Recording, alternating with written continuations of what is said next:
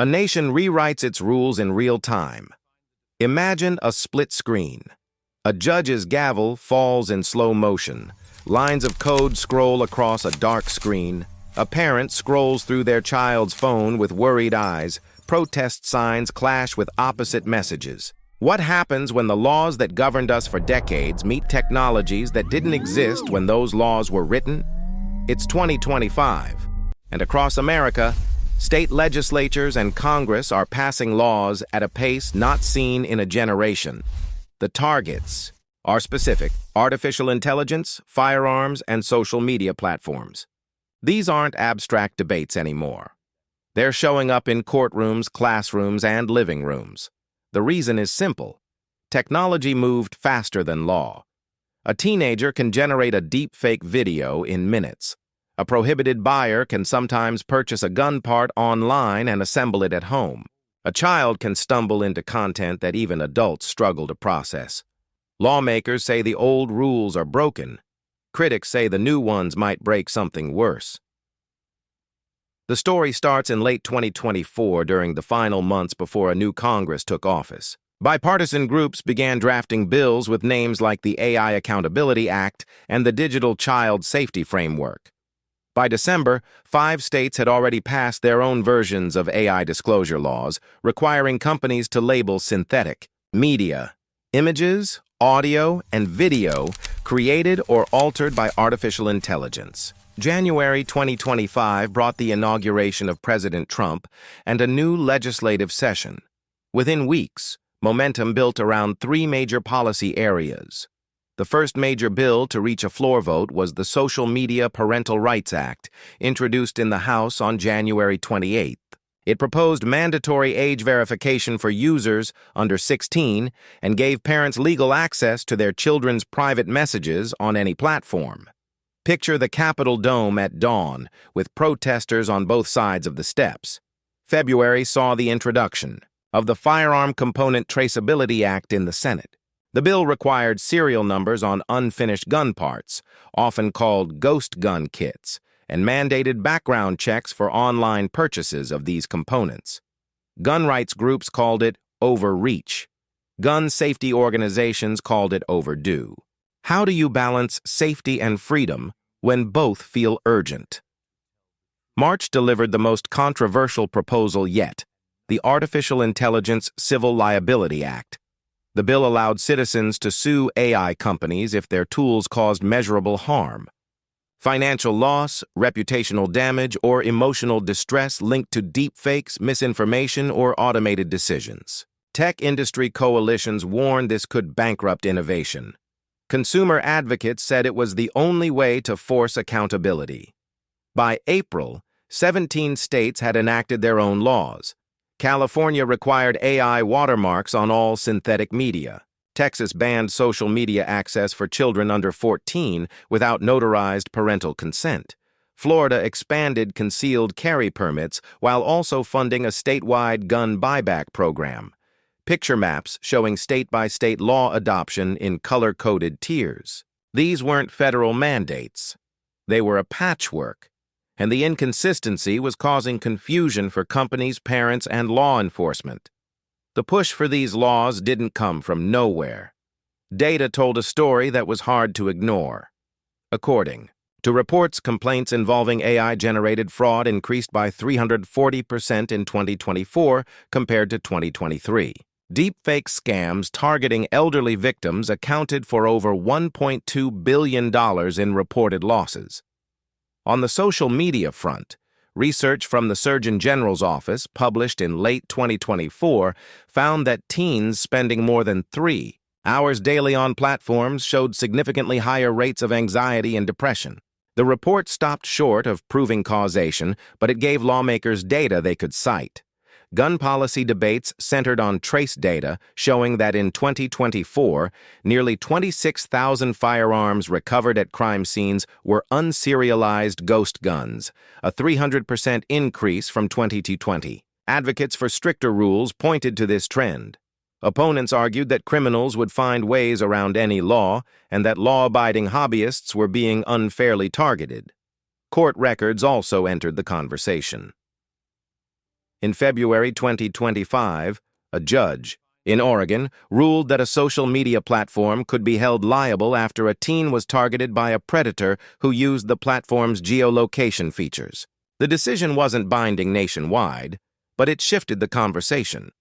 Platforms could be sued. That changed the math.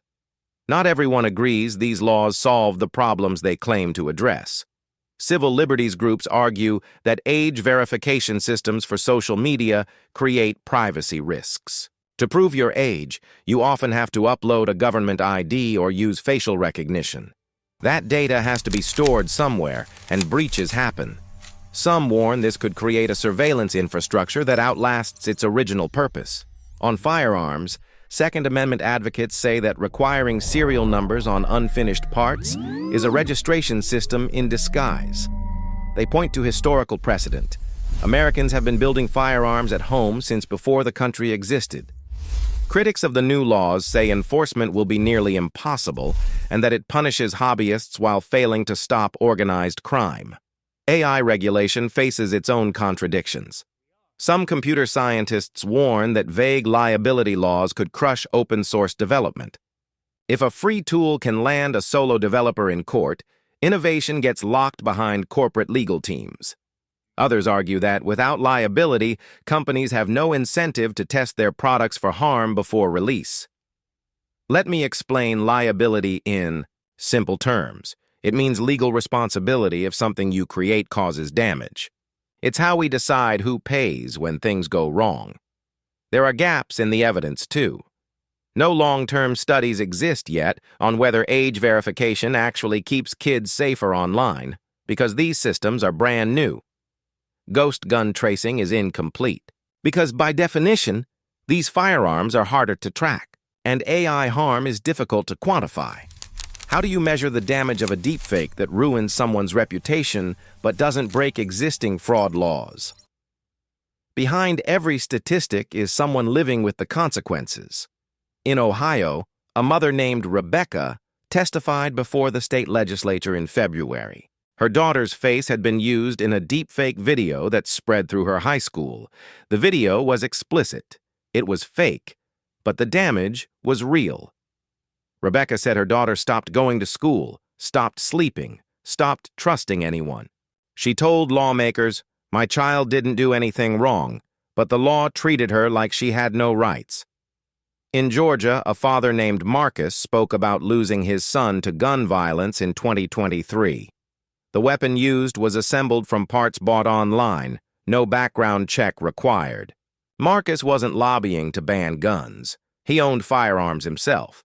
But he wanted the same scrutiny for online parts purchases that existed for buying a complete gun at a store. "If I have to show my ID to buy cold medicine," he said, "why not for this?" And in California, parents described the exhaustion of monitoring their children's screen time while algorithms seemed designed to maximize it. One couple tried every parental control app on the market. Their son still found ways around them. They didn't want to ban technology. They wanted platforms to design tools that supported parents instead of undermining them. These aren't culture war abstractions. They're families trying to navigate systems that feel rigged against them, no matter which side of the debate they're on. Why do these three issues, AI, guns, and social media, keep colliding in the same legislative moment? Legal scholars explain it this way. They all sit at the intersection of individual freedom and collective safety. The Bill of Rights was written when the most advanced communication tool was a printing press and the most advanced weapon was a musket. The legal frameworks we built were designed for slower change. Think of law as a fence. For generations, the fence was tall enough to keep problems on one side and solutions on the other. But technology is a flood. It doesn't care about fences. It goes over, under, and through them.